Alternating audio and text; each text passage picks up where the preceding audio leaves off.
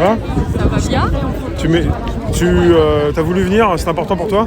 Bonjour. Ouais, j'avais envie de sortir, j'avais envie de prendre l'air, ouais. j'avais envie de m'oxygéner, donc j'ai même pas pris les transports là. J'ai pris un vélo pour venir et ça fait du bien en fait de respirer et je comprends pas que les gens continuent à accepter cette mascarade quoi. Ça rend dingue et puis maintenant on l'impose à nos enfants et ça dérange pas les parents d'envoyer leurs enfants se faire asphyxier et museler à l'école. Alors qu'ils le savent très bien, c'est dit qu'il n'y a pas de contamination, ils ne sont pas contaminants et ils ne sont pas vecteurs quoi. Donc je sais pas, on est dans une sorte de schizophrénie nationale. On attend, je sais pas, soit que les gens, les cons disparaissent, soit que les gens se réveillent vraiment, mais qu'est-ce qui va faire qu'ils se réveillent? Parce que je pensais que quand ça toucherait à leurs enfants, ils bougeraient quoi, tu vois. Moi je suis concernée et je me bats pour ça et là j'ai créé un collectif, enfin voilà, il faut que chaque personne dans chaque ville fasse des collectifs avec tous les parents de chaque école et qu'ils se réunissent et le jour J ils aillent porter plainte ou poser une main courante pour dire refus de scolarisation de mon enfant sans port du masque. Tu es concerné parce que tu as des enfants? J'ai une enfant qui a 6 ans. D'accord, et quelque part, tu vois des parents d'élèves qui disent rien? Qui accréditent, non c'est bien, c'est important bien. Le port du masque, c'est très important. Mais qu'est-ce que tu dis à ton enfant alors? Moi Léa, je lui dis que ça va pas durer longtemps parce que pour moi c'est un cauchemar quoi en fait et je suis en train de me battre. Normalement là c'est bon, le directeur de l'école a accepté qu'elle mette une visière. Donc déjà ça va moins l'empêcher de respirer, mais ils se retrouvent le soir, ils sont épuisés quoi, ils ont mal à la tête, ils sont énervés. Ça a un impact psychologique et physique en fait sur nos enfants. Et puis ça va être sur des générations en fait. Ils n'ont fait aucune recherche sur les impacts de cette désociabilisation et puis du port du masque prolongé. Même, Là tu l'as dit, désociabilisation, oui.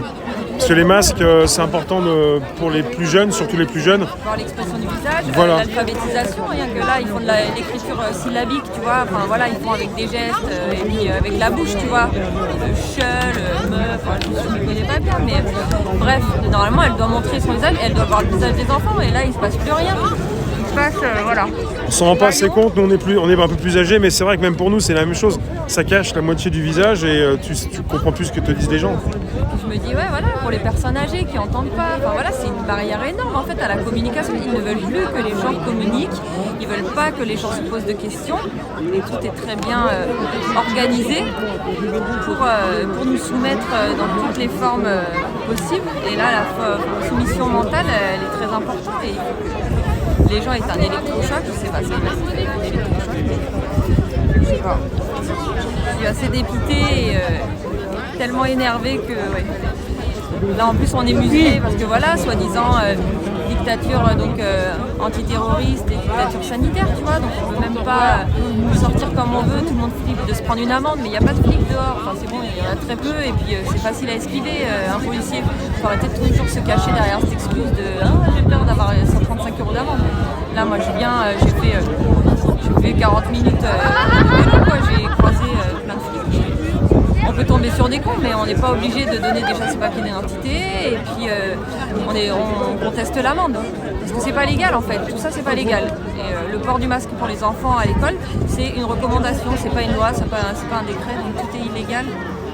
Maintenant, c'est la dictature, rébellion, révolution, on est toujours au même point et on est aux 2 ans et voilà, je pensais qu'on serait 5 millions dans la rue, je te le dis à chaque fois, mais ça me rend dingue.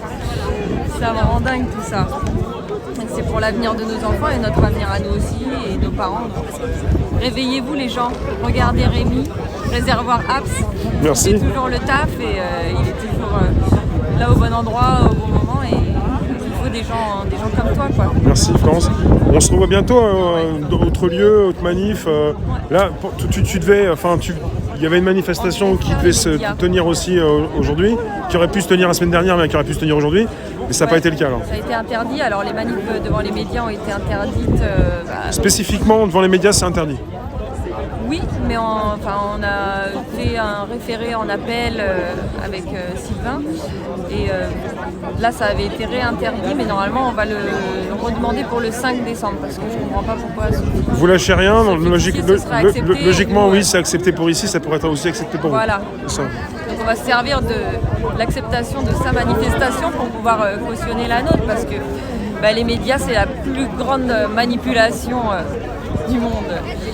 Donc voilà, il va falloir faire tomber les médias corrompus, les médias aux ordres du pouvoir et de la politique. Donc voilà.